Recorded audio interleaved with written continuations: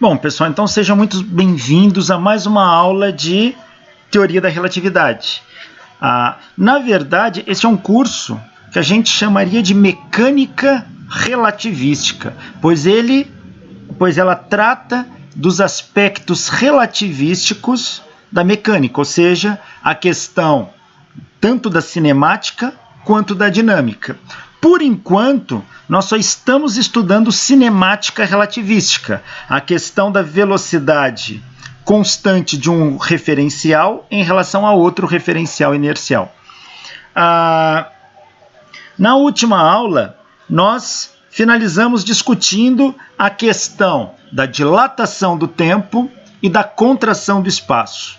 Então, recapitulando, quando um referencial S' se movimenta com uma velocidade v em relação ao referencial S, algumas coisas acontecem. O tempo de algum evento medido entre esses dois referenciais vai ser diferente. Tá? Aquele que está no referencial próprio vai medir um tempo. Quem está no referencial que não é próprio, onde os eventos de medição ocorrem no mesmo lugar, quem está no referencial que não é o próprio vai perceber uma dilatação do tempo e uma contração do comprimento. É isso que... Professor, desculpa, eu acho que não está gravando. Então peraí, deixa eu colocar para gravar. Só voltar aqui.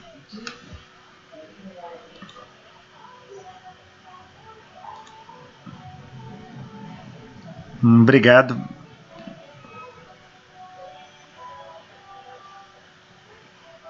Deixa só ele marcar que está gravando, que para mim ele está demorando esse Teams. Na quarta-feira eu tive um problema que foi... Eu não sei, ele bloqueou a minha entrada, eu não consegui dar aula para o pessoal. Ele não permitiu com que eu desse aula, eu não consegui entrar nas salas. Mas... vamos lá, agora está gravando. Então... bem-vindos a mais uma aula do curso de Mecânica Relativística, Teoria da Relatividade. Então, na última aula, a gente estava falando sobre dilatação do tempo e contração do espaço.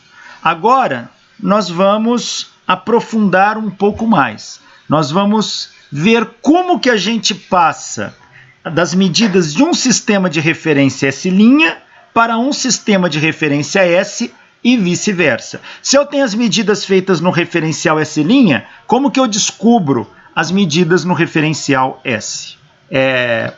Essa é a questão, e é isso que nós vamos ver hoje.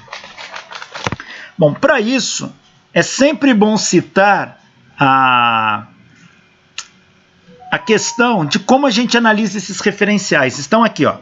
O referencial S' se move com uma velocidade v constante em relação ao referencial S.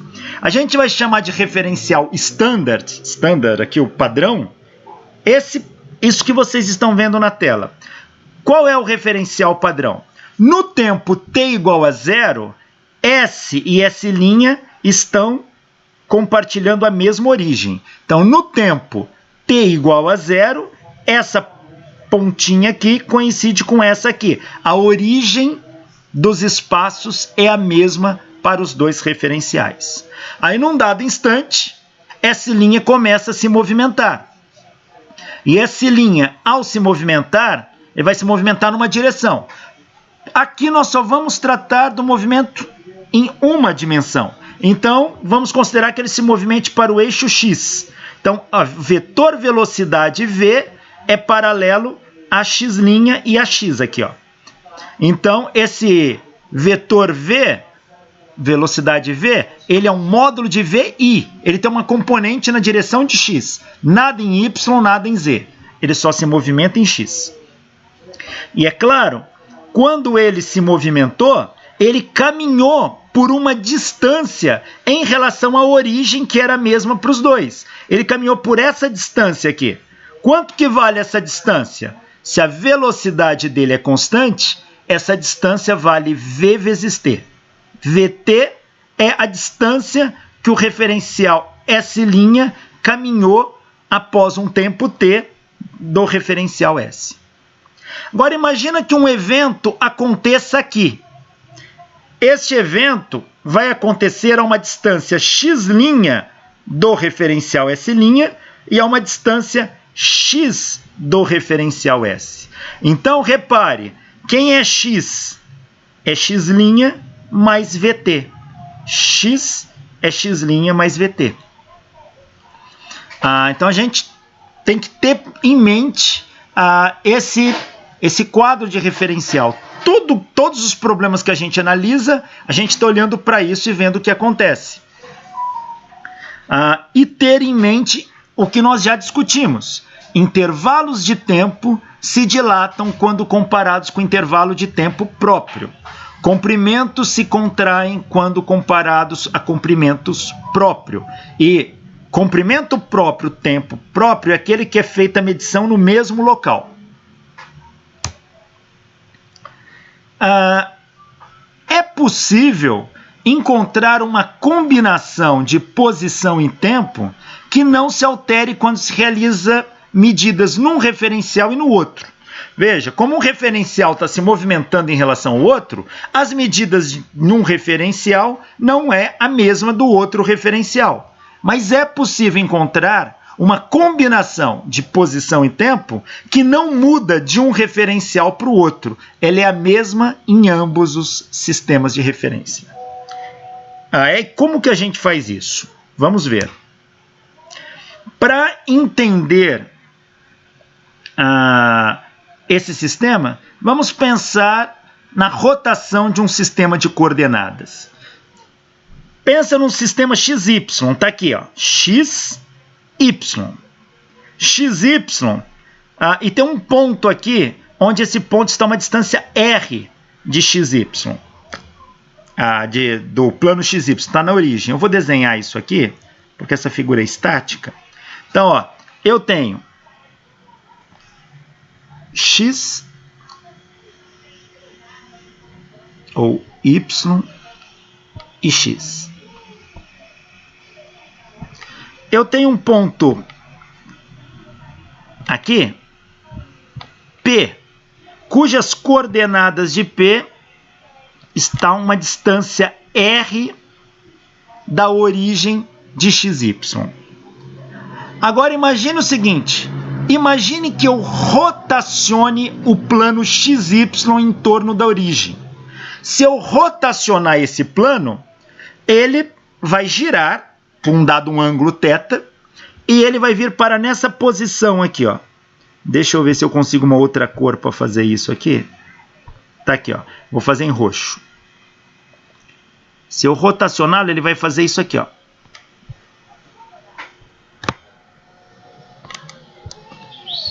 Repara que eu fiz. Eu rotacionei este plano. Onde agora era x, agora passa a ser x'. Onde é y, passa a ser y'. E repara uma coisa, esse sistema mudou. Vamos ver a posição do ponto P nos eixos XY e X', Y'. Nos pontos XY, no referencial XY, as coordenadas desse ponto vão ser, deixa eu pegar aqui,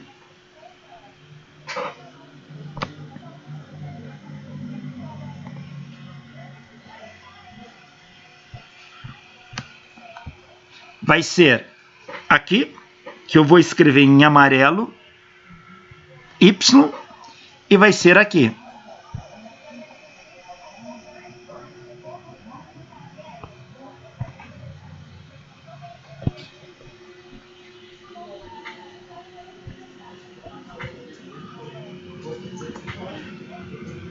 X.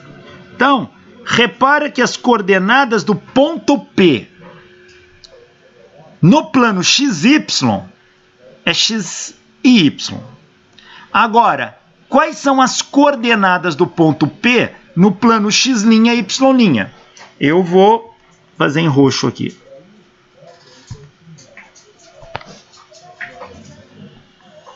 Olha,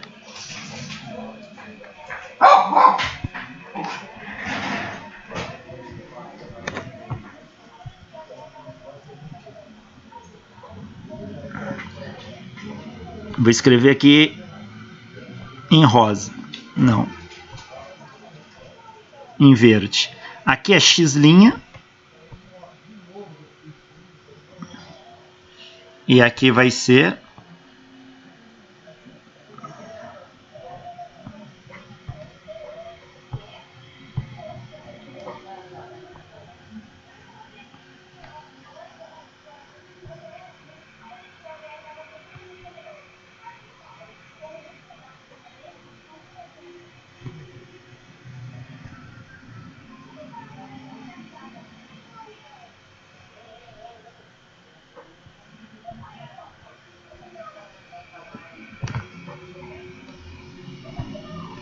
então, aqui vai ser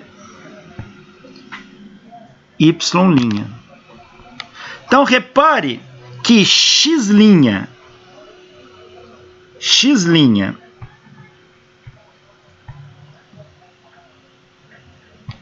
e y' é diferente de x e y. Os valores são diferentes. Cada um aqui tem um ângulo θ. O valor de x vai ser x' cosseno θ. Você tem que fazer decomposição. Muda tudo. Mas uma coisa não mudou. Olha a distância do ponto P à origem de xy e a distância do ponto P no plano x', y'. É a mesma. Repara, eu vou rabiscar por cima. Este cara aqui, ó, vou fazer em amarelo. Esse cara aqui é o mesmo para os dois, ó. Então, apesar das coordenadas do ponto P em xy serem diferentes de x' e y', a distância r não mudou. Eu digo que a distância r é uma invariante sob uma rotação dos eixos. Então, a distância r é uma invariante sob rotação dos eixos. Então, você vê que não mudou. Aqui a distância r é a mesma, tanto para x, y, quanto para x' e y'. Mesmo x, y sendo diferente de x' e y'. Eu posso achar um teorema de Pitágoras aqui, olha. Repara uma coisa. Vamos olhar para x e y. Quem é r ao quadrado? É x² mais y ao quadrado. E quem é r ao quadrado para o outro sistema? O mesmo r é x' ao quadrado mais y' ao quadrado. Repara que se o valor de x' é maior que o de x, se esse é maior que esse, então y' tem que ser menor para compensar que essa soma dê o mesmo r. Então, r é um invariante sob rotação dos eixos coordenados. Então, essa ideia de você mudar as medidas, as coordenadas x, y, x', y', que são as medidas feitas num referencial em outro, mas o r² não mudar, a gente vai aplicar esta mesma ideia para, agora, referenciais inerciais. Não vamos usar rotação lá, mas a gente vai chegar num parâmetro que vai ser invariante num sistema, num referencial S e no referencial S', quando você passa de um para o outro. Então, vamos ver isso.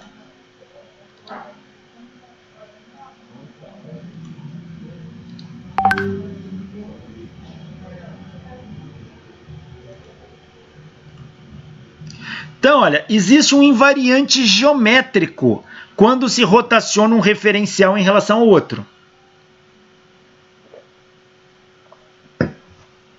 Quem é esse invariante geométrico? É o R. O R em S é o mesmo R em S'. Estou chamando de S o plano XY e S' o plano X', Y'. Ou seja, x² mais y² é igual a x' ao quadrado mais y' ao quadrado. Esta é uma verdade. Vamos usar a mesma ideia. Imagine dois referenciais, S' e S'. Olha só. Pensa no seguinte. Vamos pensar que tanto o referencial S' e o referencial S' tem movimento em relação ao observador, a um referencial S. Lembra daquele probleminha do relógio de luz? Aquele questão de pensamento? Vamos voltar no relógio de luz. Relógio de luz é um espelho aqui, outro espelho aqui e um fóton de luz é lançado aqui no meio.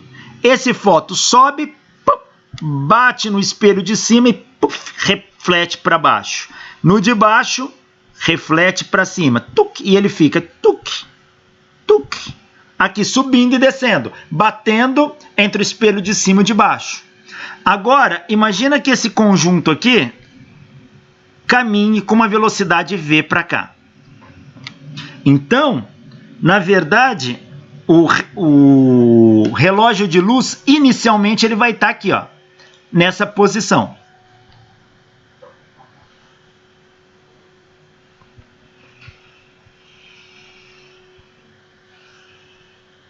Ele está aqui nessa posição. E o fóton de luz começa a subir. Mas ao mesmo tempo que o fóton de luz está subindo, esse sistema se desloca para cá. Então, esse relógio de luz, num tempo posterior, ele vai estar aqui, ó.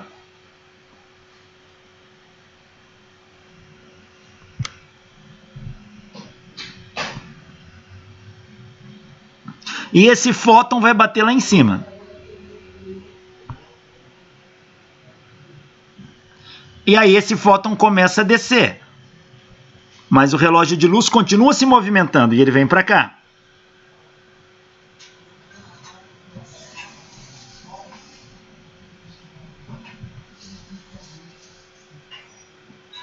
E esse fóton chega aqui. Ou seja, é um tique e um tac. Quando ele bate aqui é tique. Quando ele bate aqui é tac.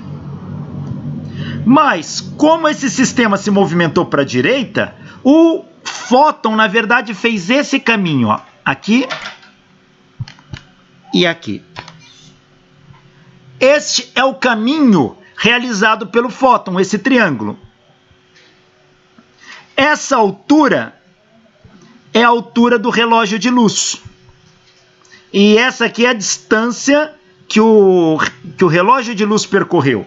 Então, o fóton, ele caminha assim. O fóton caminha dessa maneira. Ele vai fazer isso e isso. Esta distância aqui é a distância que o relógio de luz caminhou. Se o relógio gastou um tempo ΔT para percorrer essa distância vale V∆t. Essa aqui é a altura do relógio de luz. Posso chamar de H. E essa lateral aqui, inclinada, é o quanto o fóton de luz caminhou. Fóton de luz viaja à velocidade da luz. Então, essa distância é velocidade vezes tempo. Qual o tempo? É o tempo que ele fez. Isso aqui é só metade do percurso. Então, é ΔT sobre 2.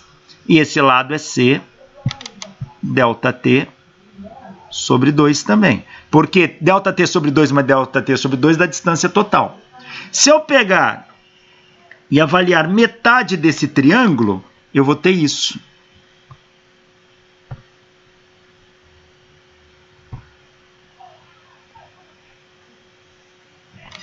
Onde aqui é V ΔT, só peguei metade do caminho, então é ΔT sobre 2.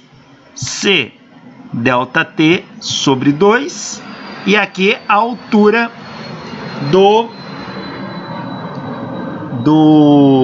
relógio de luz. Nós já fizemos essa análise lá atrás. Imagine que o referencial S' está em movimento. Então o relógio de luz dele vai fazer esse caminho. Imagina que o S duas linhas está com movimento mais rápido em relação ao S'. Então o relógio de luz vai caminhar mais. Vai fazer isso. Então nós temos dois caminhos, um de S' e um de S duas linhas. Vamos analisar cada um. Essa é a altura do relógio de luz, que é a mesma para os dois. H. Vamos analisar o S'. Aqui vale V' delta T' sobre 2, índice linha do referencial S'. Aqui C delta T' sobre 2. Se eu achar Pitágoras, o quadrado da hipotenusa, que essa é a hipotenusa, é igual à soma dos quadrados dos catetos. É isso ao quadrado mais isso ao quadrado. Está aqui, ó. E um S duas linhas? Vai ser um triângulo maior, porque eu estou supondo ele com uma velocidade maior. Aqui continua sendo H. C delta T duas linhas sobre 2 é metade daquele caminho. E V duas linhas delta T, aqui é duas linhas, tá? Ficou faltando uma linha aqui. Aqui são duas linhas sobre 2. Achando Pitágoras, o quadrado da hipotenusa é igual à soma dos quadrados dos catetos. Esse é o quadrado mais esse é o quadrado. Tá aqui. Ora, esse é o de delta T'. Repara uma coisa. Quem é comum que não mudou de um referencial para o outro? O H.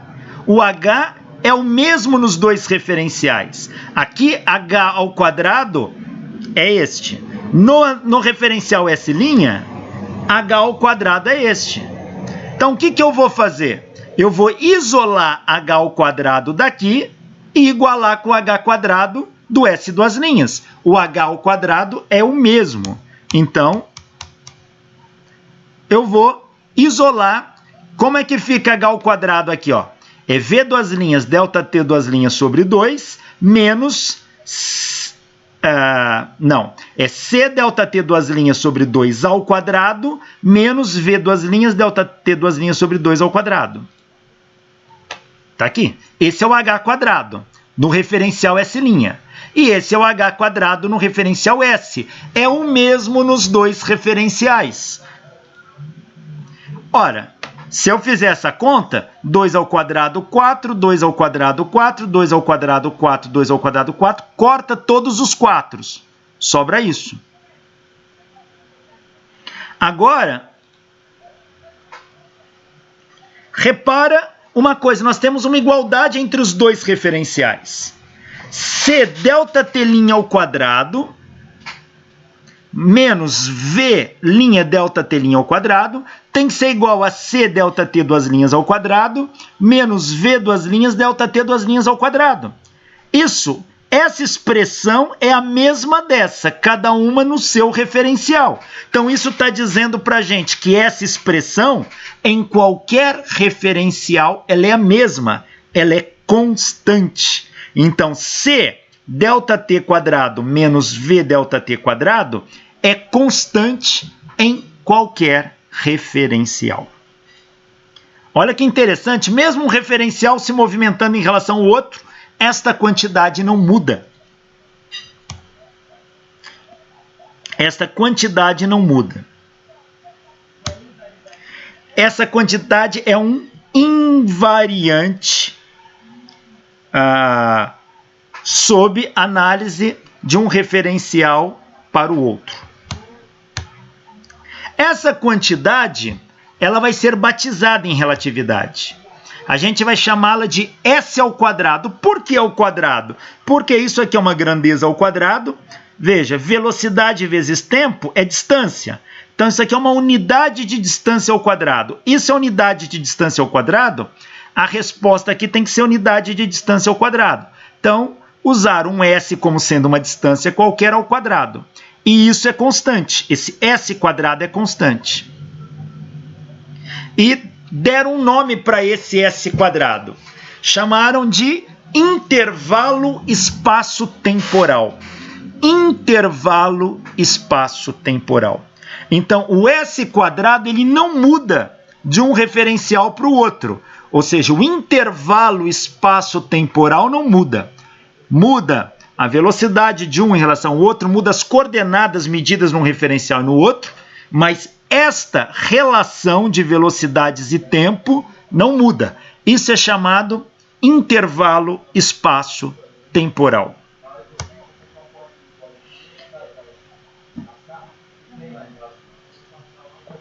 A gente pode dizer que V ΔT, como V era a velocidade do relógio de luz, o relógio de luz caminha uma distância ΔX no intervalo de tempo ΔT. Então, V ΔT é ΔX. A gente pode escrever o intervalo espaço-temporal assim. É mais comum ele aparecer com esta cara. S ao quadrado é igual a C ΔT quadrado menos ΔX quadrado. Essa é a expressão que aparece mais comum, tá? C ΔT quadrado menos ΔX quadrado. A gente pode escrevê-lo de uma maneira generalizada. A gente também pode pegar coordenadas em ΔY e ΔZ. Então, uma expressão mais completa para o intervalo espaço-temporal é essa aqui. S quadrado igual a C ΔT quadrado, não só menos o ΔX, é menos as distâncias, tanto do eixo X, quanto do eixo Y, quanto do eixo Z, ao quadrado. Então, menos ΔX quadrado, menos ΔY ao quadrado, menos ΔZ quadrado. Isso aqui, no fundo, é uma análise vetorial, você tendo um sistema. Olha, se eu tenho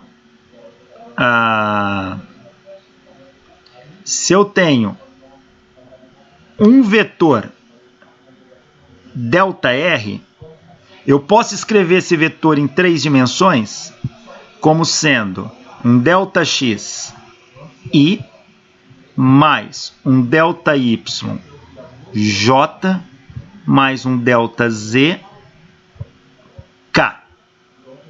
Qual é o módulo? Qual é o módulo de ΔR? ΔR ao quadrado, ele é igual a ΔX ao quadrado mais ΔY ao quadrado mais ΔZ ao quadrado. Na verdade, o intervalo espaço-temporal é isso aqui, ó.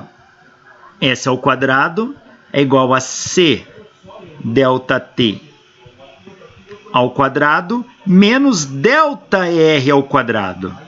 Mas quem é ΔR? ΔR é isso. Então, no lugar de ΔR, eu coloco ΔX quadrado, é menos o ΔR, então é menos tudo isso. ΔY ao quadrado e ΔZ ao quadrado. Essa é a expressão generalizada para o intervalo espaço-temporal. Lembrando que ele não muda de um referencial para o outro. Se as medidas num referencial e outro são relativas, e isso é verdade, uma coisa não muda entre os dois referenciais. É o intervalo espaço-temporal. Tá aí. Olha esse problema.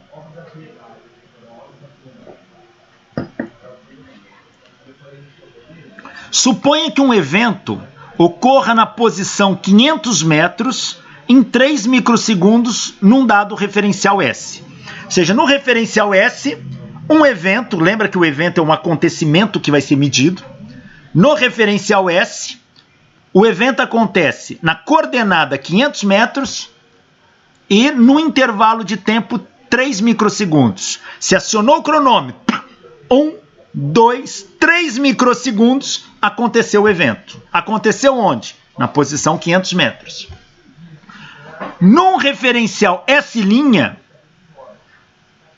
o mesmo evento ocorre na posição 100 metros. Aqui faltou dizer que o referencial S' tem velocidade constante em relação a S, tá? Então, no referencial S', o que tem velocidade constante em relação a S. Faltou isso aí no texto. Então, no referencial S', o mesmo evento ocorre medido na coordenada 100 metros. Pergunta, em qual instante ocorre o evento em S'? Em qual instante? Bom, eu posso brincar com aqueles sistemas de coordenadas ou pensar até mesmo em contração do tempo, calcular, mas eu não tenho a velocidade do referencial S'. Mas eu tenho uma coisa que relaciona os dois referenciais, o intervalo espaço-temporal. Olha, quais são as coordenadas do evento no referencial S? A posição ΔX é 500 metros e o intervalo de tempo 3 microsegundos. No referencial S', ΔX' é 100 metros, ΔT' é o que eu quero descobrir. Então, vamos fazer o seguinte. Vamos escrever o intervalo espaço-temporal no referencial S e no referencial S'. Ele é o mesmo, então a gente iguala. Quem é o intervalo espaço-temporal no referencial S? S ao quadrado igual a C ΔT quadrado menos ΔX quadrado. Lembra que aqui no nosso modelo estándar de referenciais só tem o eixo X. Então tá aqui. C é a velocidade da luz. Vamos tomar a velocidade da luz como 300 metros por microsegundo. Facilita os nossos cálculos. A gente já falou disso. Velocidade da luz, 300 metros por microsegundo. Então, a velocidade da luz é 300. O intervalo de tempo é 3. Então, é 300 vezes 3 ao quadrado, que dão 900 ao quadrado. Menos ΔX, que é 500, menos 500 ao quadrado. Se você fizer essa conta, 900 ao quadrado menos 500 ao quadrado, isso dá 56 vezes 10 à quarta. Então, o intervalo espaço-temporal em S é 56 vezes 10 à quarta. Em S' vai ser quanto? Ele não muda. Ele em S' vai ser 56 vezes 10 à quarta também. Em S', ele vai ser 56 vezes 10 à quarta, só que eu vou igualar ao intervalo espaço-temporal de S', que é esse aqui. Em S', o intervalo espaço-temporal vai ser C ΔT' ao quadrado menos ΔX' ao quadrado. Só que esse S quadrado é o mesmo do referencial S. Então, se o S quadrado aqui foi 56 10 à quarta, aqui vai ser 56 vezes 10 à quarta. É igual C ΔT' ao quadrado. C é 300. ΔT' é o que eu quero descobrir, ao quadrado. Menos a coordenada de posição em S', é 100. 100 ao quadrado. 100 ao quadrado é 10.000. Passo 10.000 para o lado de cá. Isso aqui está dando 560.000 menos 10.000. Fazendo essa conta aqui, olha. 56 10 à quarta menos 10.000. Dá 550.000. Vou dividir. Não, na verdade, isso aqui está ao quadrado. Vou colocar uma raiz quadrada nos dois. Isso dá 741. Dividido por 300, isso está dando 2,47 microsegundos. 2,47 microsegundos. Lembra que aqui a velocidade da luz está em 300 metros por microsegundo. Então, o tempo é microsegundo. Esse é o resultado. Veja, ele perguntou em qual instante ocorre o evento em S'. É quando você mede esse evento, não é quando a informação do evento partiu. É quando eu medi, tá? Então, essa análise de referencial standard é o que a gente está usando o tempo todo. Tem que ter isso em mente.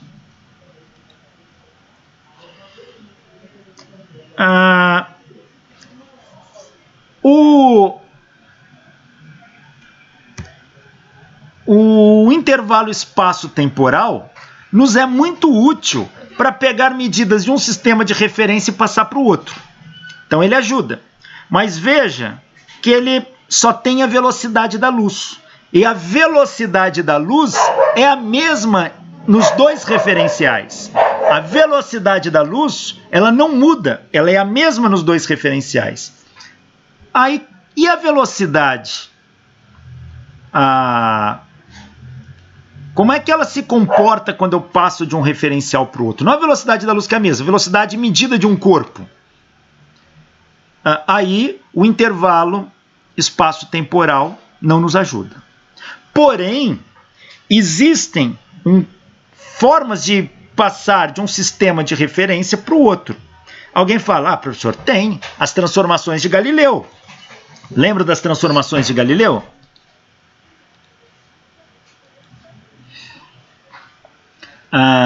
As transformações de Galileu dizia para a gente que x é igual a x' mais v, que era a velocidade do referencial S' em relação a S, vezes t. Então aqui eu estou passando a coordenada de um sistema para o outro. Y é igual a y', z é igual a z' e t é igual a t'. Essas são as transformações de Galileu. Permite passar de um sistema de referência para o outro. Porém, agora, v é da ordem de uma fração da velocidade da luz. E aí manifesta o efeito relativístico. O que é efeito relativístico? Efeito relativístico, se ouviu esse termo, você pode estar certo que alguma coisa que você está analisando está próximo da velocidade da luz. Efeito relativístico só se manifesta quando a velocidade do corpo se aproxima da velocidade da luz. E quais são os efeitos relativísticos? Os dois principais: dilatação do tempo e contração do espaço. Dilatação do tempo e contração do espaço. Então, eu não posso usar mais as equações de transformação de Galileu, elas não vão valer mais. Porque esse espaço aqui vai sofrer um fator de contração. O fator de contração de Lorentz-Fitzgerald. Entra o fator gama na jogada. Lembra do gama? Que é 1 sobre raiz de 1 menos beta quadrado. E quem era o beta? Beta é V sobre C. Então, isso aqui não vale mais. E T não é mais igual a T', tem dilatação do tempo. Então, o T de um referencial não é mais o T do outro. Em outras palavras, isto aqui não serve mais para a gente passar de um sistema de referência para o outro. Então, as transformações de Galileu não se aplicam mais. Lembra quando a gente discutiu? Falamos do experimento de Michelson e Morley? O experimento de Michelson e Morley não detectou a velocidade da Terra em relação ao éter, mostrando que não existia o éter. E o experimento de Michelson e Morley, ele partia da análise do interferômetro. O interferômetro tinha um espelho aqui, um espelho aqui e um espelho semitransparente aqui. Ao contrário, né? Aqui. Um raio de luz jogava aqui. Esse espelho, por ser semitransparente, metade da luz atravessava e metade da luz refletia. Aí dessa que atravessava, ela batia, voltava, e metade disso refletia para cá. Dessa que batia aqui, voltava e atravessava para cá. e aqui estava o observador, olhando num telescópio. E ele via esses dois raios de luz chegando. Se eles chegassem juntos, haveria uma interferência construtiva, formaria um ponto branco. Se eles chegassem separados, por uma diferença de meio comprimento de onda, haveria uma interferência destrutiva. Então ele buscava enxergar um padrão de linhas, de franjas de interferência, escuras e claras.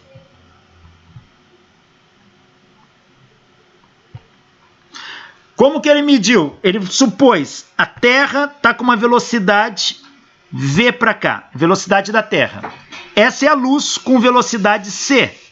A luz aqui está indo de encontro com a Terra, então a velocidade medida aqui seria c mais v. E aqui c menos v.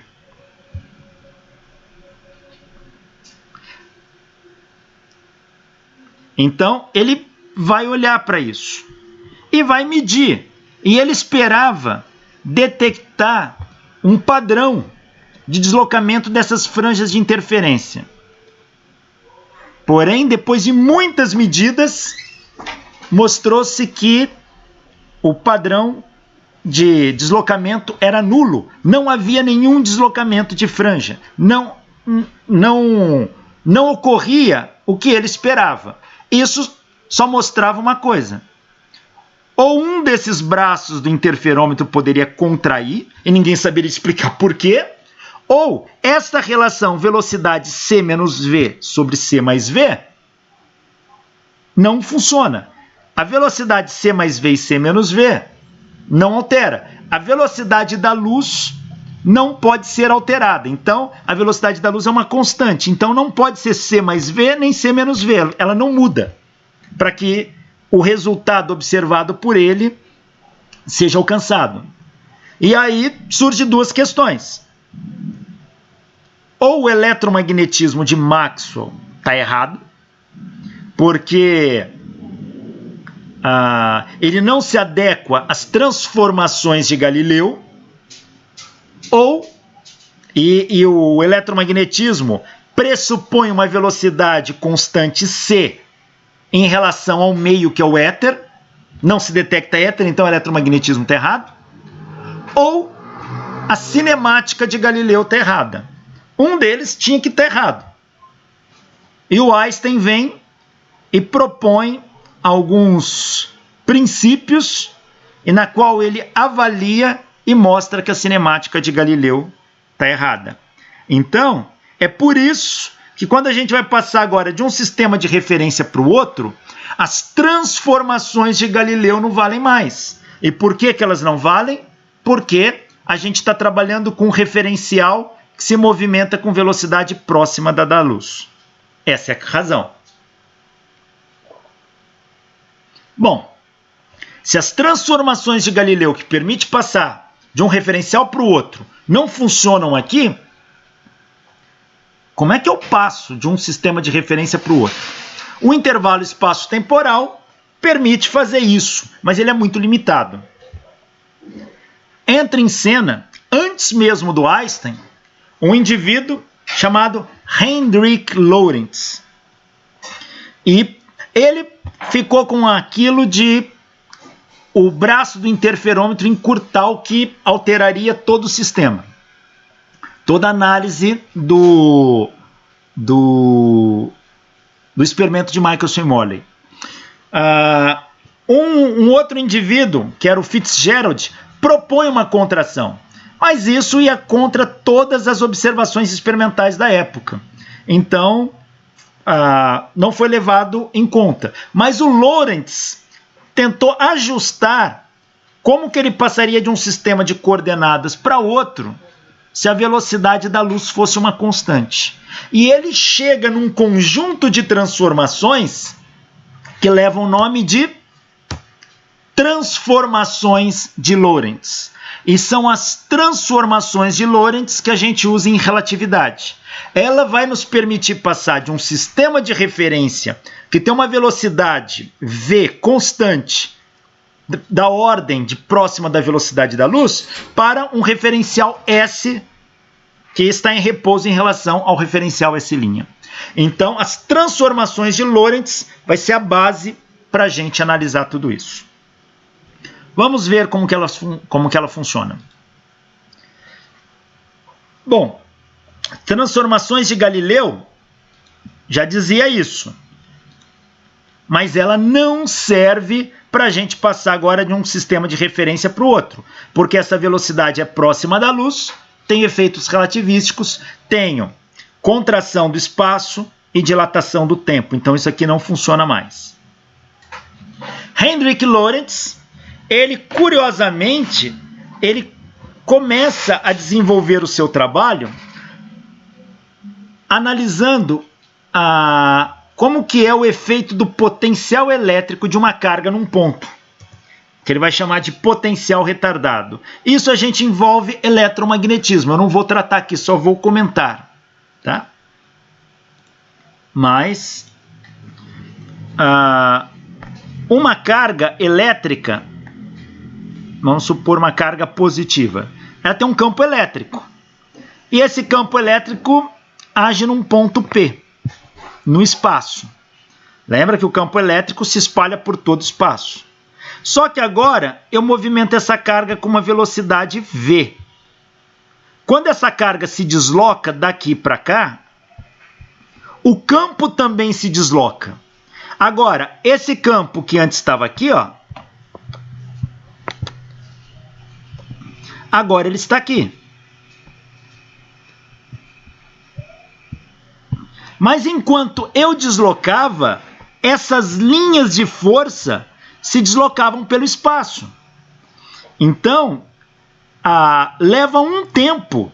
O campo elétrico viaja à velocidade da luz. Portanto, quando eu desloco essa carga daqui para cá, a perturbação da carga vai perturbar o campo. E esse campo, essa perturbação vai chegar no ponto P. Mas ela leva um tempo para fazer isso. Portanto, quando o ponto P sentir que o campo deslocou, a carga já não está mais lá há um certo tempo.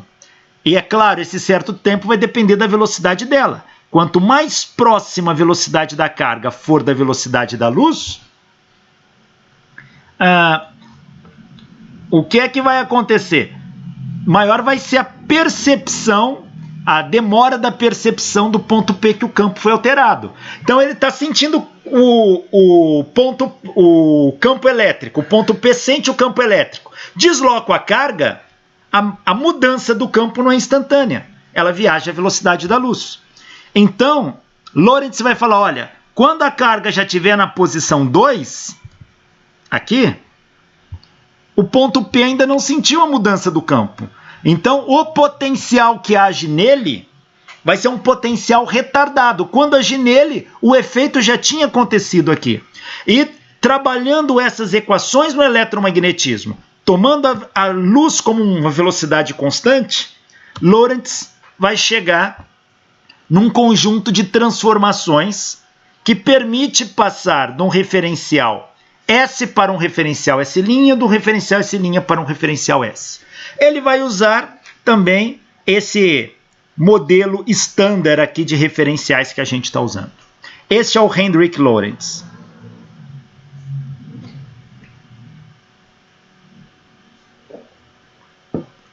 Então vamos ver as transformações de Lorentz.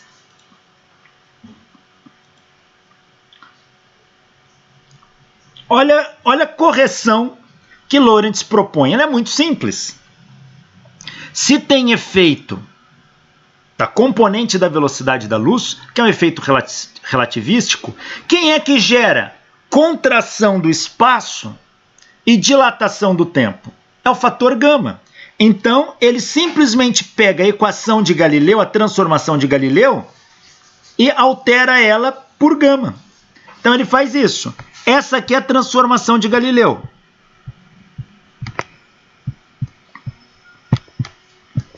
Ele pega essa transformação e multiplica por gama. Agora, estaria corrigida a transformação de Galileu. Mas como é que fica esse cálculo? Vamos ver. Ó, y igual a y', não vai mudar. Z igual a z'. Mas T não é igual a T' mais. O tempo dilata. Então, vamos ter que analisar com cuidado. Vamos analisar primeiro x igual a gama, x' mais VT. Onde V aqui é a velocidade do referencial S' em relação a S.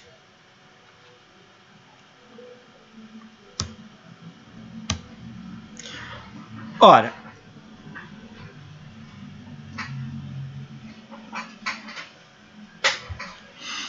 x é gama, x' mais VT. Gama, x' mais VT. Agora, deixa eu pegar aqui. X é igual a gama, x' mais VT. Essa é a transformação que ele vai fazer. Então, quem é x? Reparam uma coisa. O espaço deve variar, deve sofrer uma contração. Quem é x' na transformação de Galileu? X' vai ser x menos VT. Então, se eu trocar aqui x menos VT, então isso aqui vai ficar x menos VT mais VT. Agora eu tenho que tomar cuidado. No referencial S', o tempo para ele é T'. E os tempos serão diferentes. Então, o tempo aqui vai ser T'. Os tempos serão diferentes. Então, como é que fica isso? Vai ficar, a gente tem a questão da dilatação do tempo. X é igual a gama x', depende de quem que a gente pega como referencial, ou melhor dizendo aqui, x' é igual a gama vezes x. Portanto, x é igual a x' sobre gama. A questão da contração do comprimento. Se x' sobre gama, se você substituir aqui, você vai ficar com gama x menos VT mais VT'. Então, você vai ter essa expressão. E se nós abrirmos isso, quem que vai ser o T'? T' é gama T. Gama T menos, a gente vai ter este fator a mais aqui. Gama ao quadrado menos 1 sobre gama V vezes x. Então, ao passar de um sistema de coordenadas para outro, a gente vai ter que T' é gama T menos gama ao quadrado menos 1, gama V sobre x, vezes x. Nossa, aqui está fora de ordem, espera só um pouquinho. Deixa eu só pegar que esses slides aqui estão... Está tudo fora de ordem.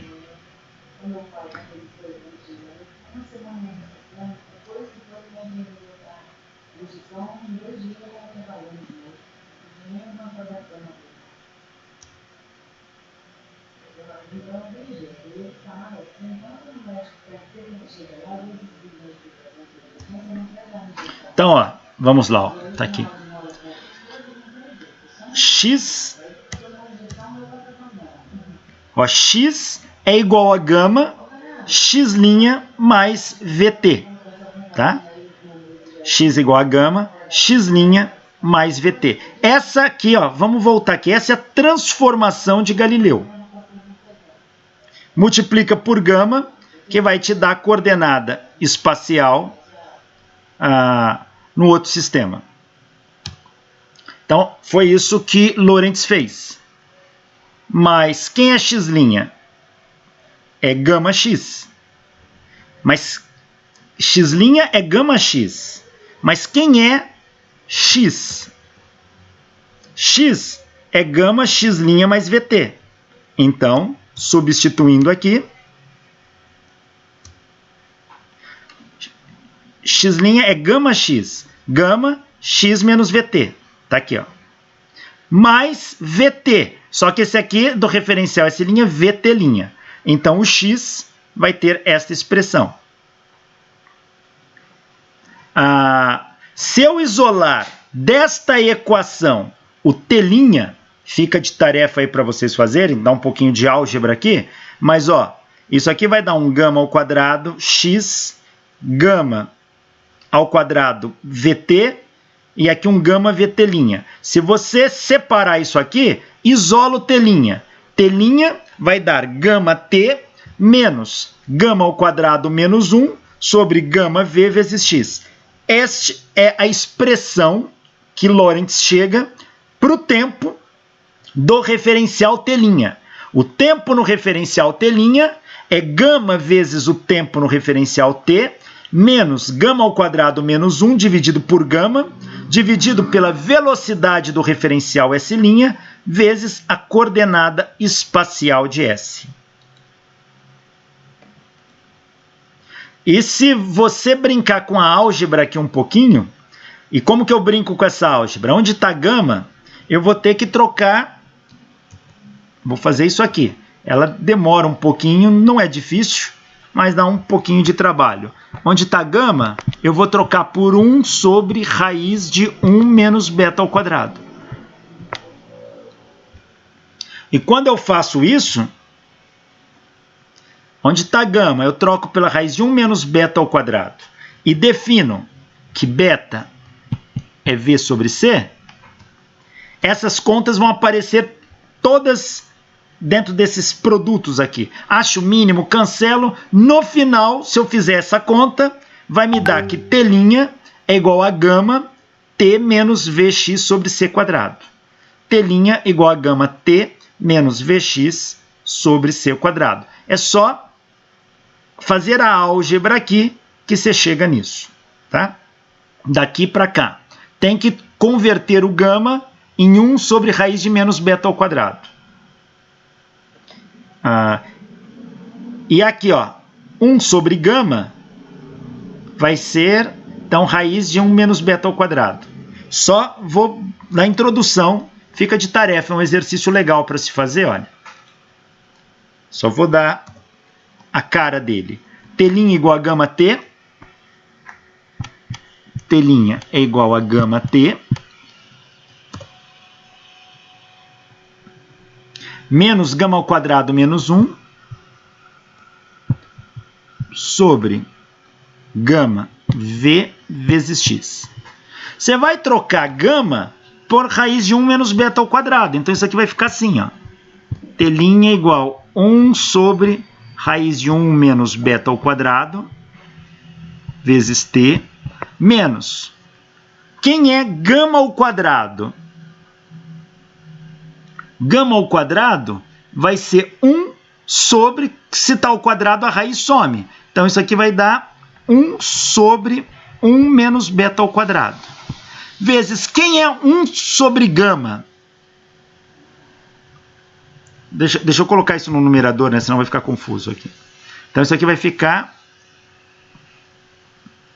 1 sobre 1 menos beta ao quadrado. Menos 1 sobre... Quem é gama? Gama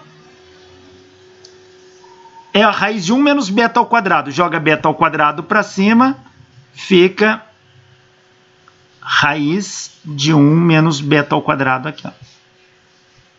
Sobre V e aqui x. Aí brinca aqui, ó, acha mínimo, faz o que tem que fazer, lembrando que beta ao quadrado é V sobre C. Se você fizer essa álgebra, você vai chegar que o T' é gama T menos Vx sobre C quadrado. T' é igual a gama T menos Vx sobre C ao quadrado. Esta é a transformação de Lorentz. Para o tempo. Então, o que ele está dizendo? Que o tempo no referencial S' é igual ao fator gama que multiplica o tempo no referencial S menos a velocidade de S' vezes a coordenada de S dividido por C quadrado. Logo, como é que fica as transformações de Lorentz? x' é igual a gama x menos VT. X' é igual a gama x menos VT. Y é o mesmo que y'. A gente não está tendo nenhum movimento no eixo y. Z' é o mesmo que z. Agora, T' é gama T menos Vx sobre C quadrado. Então, esse conjunto, dados os valores do referencial S, eu obtenho os valores do referencial S'. Então, essa transformação são as transformações de S em S'. Essas são as transformações de Lorentz. Transformações de Lorentz. Tá? Então, as transformações de Lorentz que passa do referencial S para S'. E se eu quero passar do referencial S' para o referencial S? Veja, no referencial S, suponha que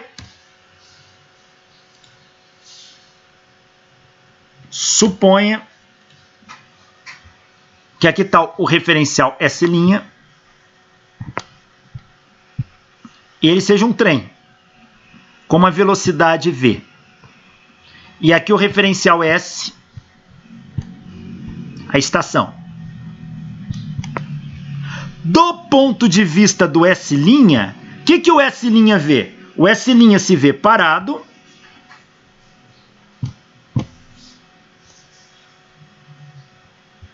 E ele enxerga o referencial S se movimentando com uma velocidade menos v para cá. Então, do referencial S', ele enxerga o referencial S se deslocando para trás com uma velocidade menos v. Então, as transformações de Lorentz para passar de S' para S é só trocar o sinal da velocidade. De menos v fica mais v, menos v fica mais v.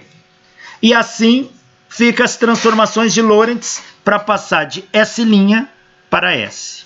De S' para S. Está aqui. Então, x igual a gama, x' mais vt', y igual a y', z igual a z' e t igual a gama, t' mais vx' sobre c quadrado. Essas são as famosas transformações de Lorentz. Elas permitem, dado um conjunto de posição e tempo do referencial S', eu descubro quanto que vale a posição e o tempo no referencial S. Extremamente útil para a nossa análise.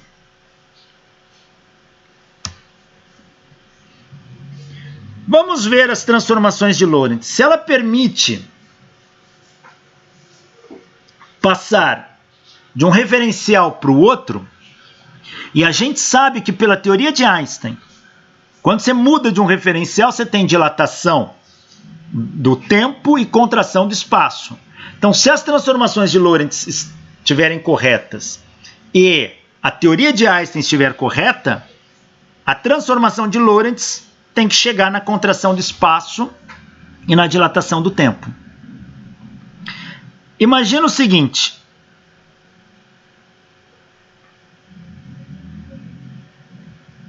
Imagine esse referencial aqui, um trem, o trem é o referencial S'.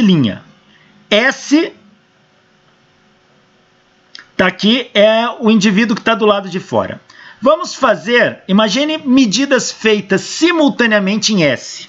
Ou seja, o observador S mede a posição da frente e a posição de trás desse vagão no mesmo intervalo de tempo. Ele consegue, através de um sistema, medir no mesmo intervalo de tempo a posição da frente e de trás do vagão do trem. Então, o tempo T1 é igual ao tempo T2. Tá? Ele mediu no mesmo intervalo de tempo. No mesmo instante, ele chegou nas duas medidas. Vamos pegar as medidas feitas em S e vamos transportar para S'. Quem é x1'? x1 é a posição traseira aqui, ó. esse cara mediu x1, então x1 é conhecido. E ele mediu o tempo t1. T1 também é conhecido. Eu quero saber, se eu medir aqui, qual é a coordenada dessa posição no referencial S'. Então, ele mediu x1 e t1 e x2 e t2, onde t2 e t1 mediu no mesmo instante. T1 igual a t2. Então, pega a transformação de Lorentz para passar de S para S'. Esse aqui. Para passar de S para S', é esta equação que eu vou usar.'Então, quem é x1' pela transformação de Lorentz é γ x1 menos vt1. Quem é x2', que é a posição da frente do trem? É γ x2 menos vt2. Então, escrevi a x1' e x2' em termos de x1 e x2. Agora, quem é o tamanho do trem? É a coordenada da frente menos a de trás. É x2' menos x1'. Se eu fizer x2' menos x1' dá o tamanho do trem. Mas x2' menos x1', x2' é isso. x1' é isto. Se eu fizer um menos o outro, veja como é que fica. O tempo foi o mesmo para os dois. Então, menos vt1 é igual a menos vt2. Quando eu fizer essa subtração, esses caras se cancelam. E só sobra γ x2 menos x1. Agora, quem é x'2 menos x'1? É o comprimento do trem medido para quem está no referencial próprio. Tá? Então, para quem está no referencial próprio. Quem é x2 menos x1? É o comprimento do trem medido no outro referencial. Então, o indivíduo aqui de fora, ele mede o tamanho do trem L. O indivíduo aqui dentro mede L0. Então, x'2 menos x'1 é L0. E x2 menos x1 é L. Então, L0 é igual a γ vezes L. Portanto, L é L0 sobre γ, que é a equação da contração do espaço de Einstein.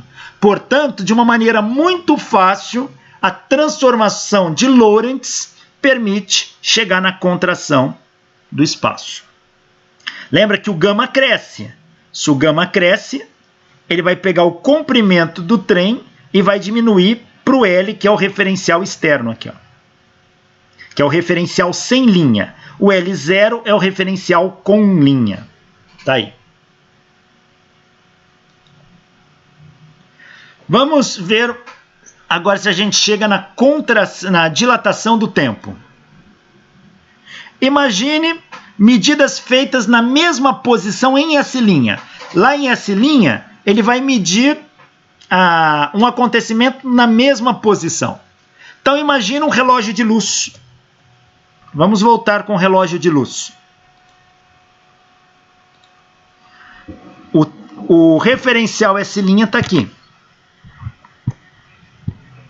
Ele é um trem. E aqui dentro do trem tem um relógio de luz.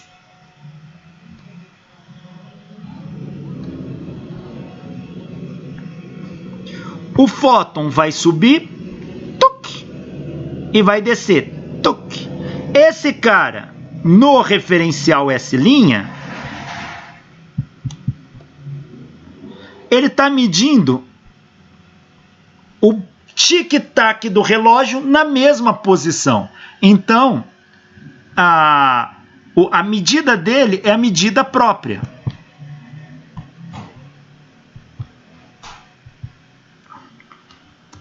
Então, ele vai medir o flash, que é o fóton de luz fazendo tic, tic. O bip é o tac. Flash e bip é o tic e o tac. Então, ele mede a posição do tic, é a mesma posição do tac, porque os dois ocorrem na mesma coordenada. Se o eixo é esse aqui, ó, x, isso aqui está tudo ocorrendo na mesma coordenada x aqui. Esse é o x do tic, que é igual ao x do tac. Como é no sistema com linha, vamos pôr linha aqui. Então é isso que está escrito aqui. O x do tique é igual a x do tac. Bom, então quanto que dá um intervalo de tempo? A gente chama índice zero aquele que for a medida no tempo próprio sempre. Então, ΔT', medida no referencial linha, é o tempo próprio, que vai ser o tempo do tique menos o tempo do tac, ou o tempo do tac menos o tempo do tique. No referencial externo S, ele vai medir também o intervalo de tempo do tic-tac, que é o tempo do tique menos o tempo do tac, só que aqui é sem linha, referencial externo. Aqui é com linha. Agora, como é que eu pego esse tique aqui, ó, do referencial com linha, que é esse aqui, que eu meço? Como é que eu pego esta medida e converto para o referencial sem linha? Uso as transformações de Lorentz. Eu vou sair do referencial com linha e vou passar para o referencial sem linha.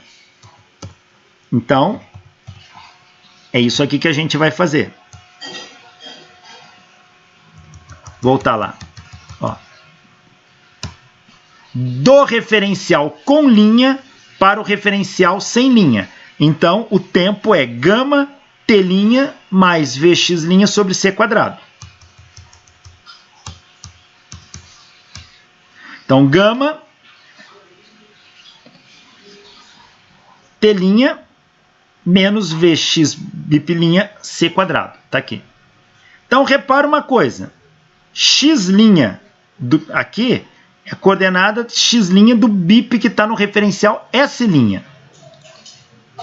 Se nós fizermos a conta, ó, o tempo do flash, que é o tac, vai ser igualzinho. Usa a mesma equação. Agora, quanto que dá o intervalo de tempo? T do tique menos T do tac é este termo menos este termo. Se nós fizermos essa conta, como X' do tique é igual a X' do tac, esse termo é igual a esse, isso cancela com isso quando eu faço a subtração. Sobrou gama T' do tique menos T' do tac. Está aqui. T' do tique menos T' do tac, isso aqui vai me dar o ΔT', que é o ΔT próprio. É o gama ΔT0. E a gente já sabe que a contração do tempo, ΔT, é gama ΔT0. Então, as transformações de Lorentz permitem ΔT é igual a gama ΔT0. Essa é a dilatação do tempo. E L é igual a L0 sobre gama. Essa é a contração do espaço. Então, essas são as duas equações e nós chegamos nas duas utilizando as transformações de Lorentz. Então, as transformações de Lorentz servem para eu passar de um referencial S para um referencial S' e vice-versa.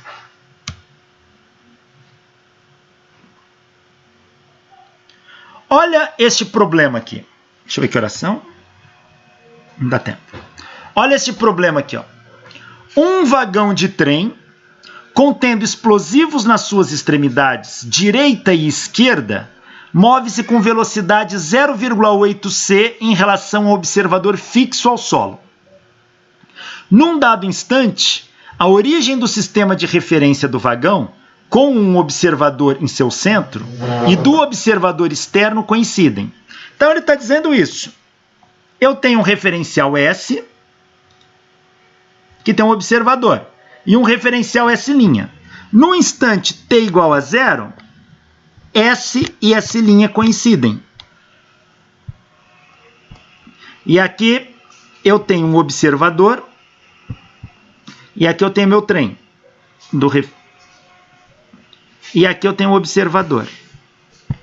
Então, no tempo t igual a 0, os dois referenciais coincidem e o indivíduo externo e externo estão na mesma posição. É isso que ele está dizendo. 1 microsegundo após, ou seja, depois de um tempo de 1 microsegundo, claro que aí o trem andou. O observador externo, o de fora do referencial S, recebe 2 pulsos de luz vindo da extremidade direita e esquerda do vagão. Então, ele recebe 2 pulsos de luz. Geralmente, 2 explosões que ocorrem ali. Puff, ele vem 2 pulsos de luz da extremidade esquerda e direita do vagão. Então, 1 microsegundo após a coincidência dos dois, quem está do lado de fora vê o... Cadê aqui? Me perdi. Ele vê 2 pulsos de luz vindo na sua direção. E isso se deve a explosões ocorridas nas extremidades do vagão. Essa ideia de explosão em relatividade é muito comum, você vai ver vários probleminhas. Por quê? Porque a explosão, quando ela acontece, ela emite luz, você vê o acontecido e ela deixa marcas. Você pode ir lá e medir onde aconteceu e saber a distância. Então, uma explosão dá para determinar posição e tempo facilmente. Por isso que se usa muito esse termo. Mas poderia ser um sensor, qualquer outra coisa ali. Então, o observador mede que a explosão... O observador externo recebe 2 pulsos de luz vindo da extremidade direita e esquerda do vagão, devido à explosão ocorrida nas extremidades do vagão. O observador mede que a explosão à direita ocorreu na posição 300 metros e a explosão da esquerda ocorreu na posição menos 300 metros. Pergunta: quais as coordenadas espaciais e temporais dos eventos para o observador externo e para o observador no centro do vagão? Então, repare, esse indivíduo aqui, na hora que ele viu a explosão, ele viu que a explosão no referencial S,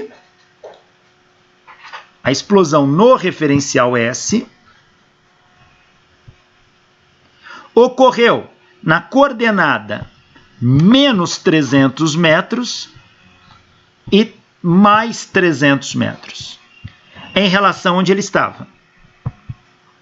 Como que ele sabe isso? Ela deixou marca, ele foi lá e mediu essa distância, e depois foi lá e mediu essa distância e viu em que coordenada caiu. Pergunta: quais as coordenadas espaciais e temporais dos eventos para o observador externo e para o observador no centro do vagão?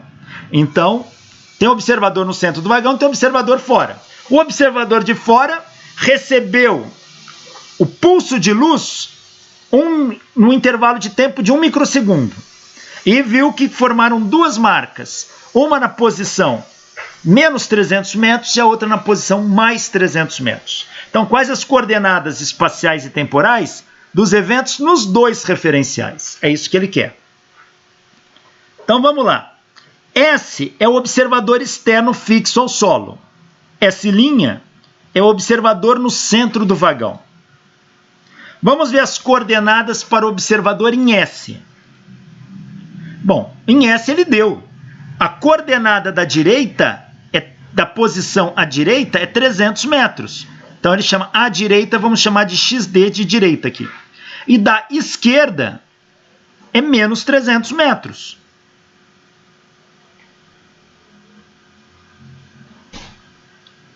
E qual a coordenada temporal? Veja, ele percebeu 1 microsegundos depois.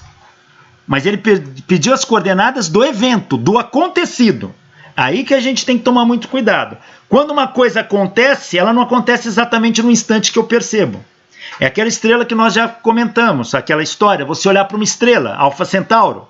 Ela está 4 anos-luz daqui. Eu estou vendo a estrela agora, mas o que eu percebo acontecendo nela aconteceu há 4 anos atrás.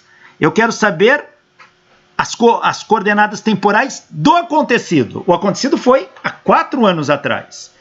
Ele percebeu em 1 microsegundo. Qual foi o instante de tempo em que ocorreu a explosão?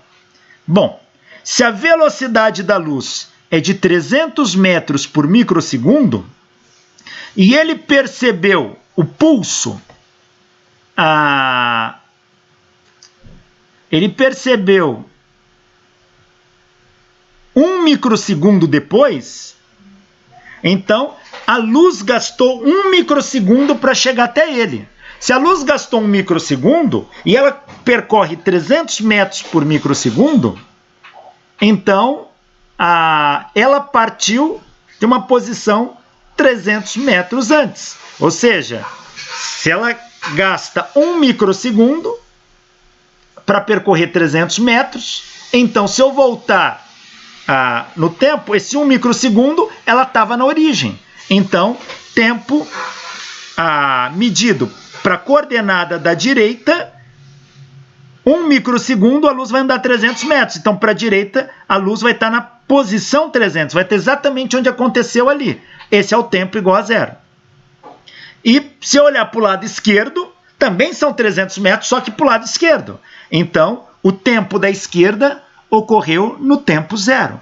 Ele ocorreu no tempo zero, levou 1 microsegundo para chegar no meu olho, porque eu estou a 300 metros de distância dali. É isso que eu estou dizendo aqui. A luz, quando chegou no olho dele, já tinha passado 1 microsegundo. Mas a luz caminha 300 metros em 1 microsegundo. Ou seja, quando chega no olho dele, o que é que acontece? Ela já tinha andado 300 metros. Então, se eu voltar 1 microsegundo antes, ela cai na coordenada de tempo. Se o tempo começa em zero, então ela andou 300 metros, então ela andou 1 microsegundo. Então começa a contar a partir dali. Então o tempo é igual a zero. Tanto para a explosão direita quanto a explosão esquerda. Até aqui nada de novo. Só uma análise do que aconteceu. Vamos agora perceber do ponto de vista do observador no centro do vagão, em S'. Então essas são as coordenadas. As coordenadas para o observador em S' vai ficar como? Bom, é claro que o S' tem uma velocidade de 0,8c, tem efeito relativístico. Tem efeito relativístico, primeira coisa que você tem que calcular é o gama, porque você vai precisar dele. Com efeito relativístico, você precisa calcular o gama. Então, quem é o gama? Gama é raiz de 1 menos beta ao quadrado. Se a velocidade é 0,8c, o beta é V sobre C. Então, é 0,8c sobre C, que dá 0,8. No lugar do beta, eu uso 0,8 ao quadrado, faço essa conta, o gama dá 5/3. Então, o fator gama é 5/3. Eu já tenho o gama calculado. Vamos calcular o evento da esquerda. No referencial S', vamos calcular o x' da esquerda. Uso a transformação de Lorentz. X' E é igual a gama xe menos V tempo da esquerda. Se eu fizer essa conta, x' E é igual a gama xe menos o tempo da esquerda no referencial S é zero. Ó. Então põe zero aqui. Isso aqui vai dar, some isso aqui. Então, que vai dar x' E igual a gama xe. X' E, gama, é 5/3. O x da esquerda é menos 300 metros. 300 por 3 dá 100, vezes 5 dá 500. Então, x' E deu menos 500 metros. Então, para o indivíduo que está no centro do vagão, a explosão da esquerda ocorreu na coordenada menos 500 metros.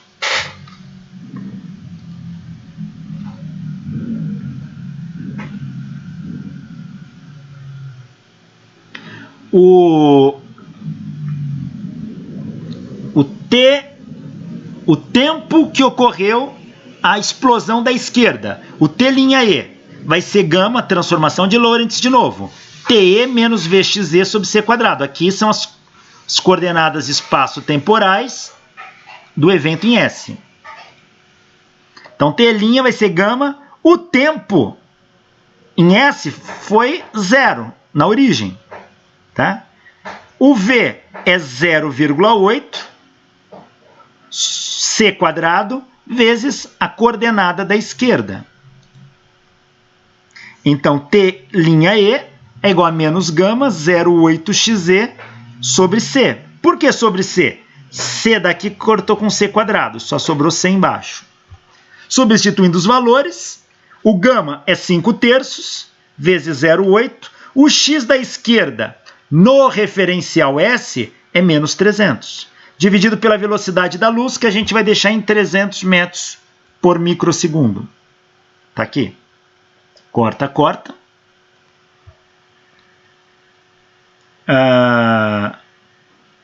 Fazendo essa conta, o tempo que ocorreu a explosão à esquerda do referencial S' foi de 1,33 microsegundos. Então, após o instante 0, 1,33, aí que ocorreu a explosão. Essa foi a medida tomada do evento da esquerda pelo referencial S'. E a coordenada da direita? Bom, coordenada da direita a gente vai usar a mesma equação, vai dar gama xd. Por que gama xd? Porque a gente está usando esta equação aqui, ó. Deixa eu voltar aqui, porque eu pulei. A gente está usando essa equação, só que aqui vai dar 0, então vai sobrar gama vezes o outro. Então aqui vai dar gama xd. Gama é 5/3, D é 300, isso dá na posição 500 metros. E o tempo que ocorreu no referencial S' da explosão da direita, usando a transformação de Lorentz, gama, tempo da direita, menos Vxd sobre C quadrado. O tempo da direita é 0, faz a conta aqui, corta o C. Ó, 5/3, 0,8, 300, tem um menos aqui que ficou, deu negativo. A explosão da direita ocorreu no tempo menos 1,33 microsegundos. Ou seja, 1,33 microsegundos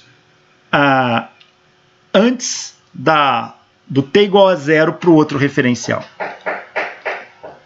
E as coordenadas, então, a resposta do problema fica: para o referencial S, x da direita 300 metros, x da esquerda menos 300 metros, tempo da direita 0, tempo da esquerda 0, isso é referencial S. E o x do referencial S', x' da direita 500 metros, x' da esquerda menos 500 metros, o tempo, linha da direita, menos 1,33 microsegundos, e o tempo da esquerda, 1,33 microsegundos. Tá aí.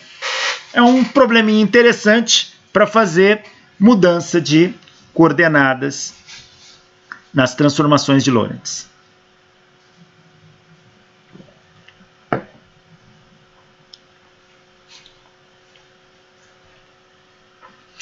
Pergunta aqui, olha, qual intervalo espaço-temporal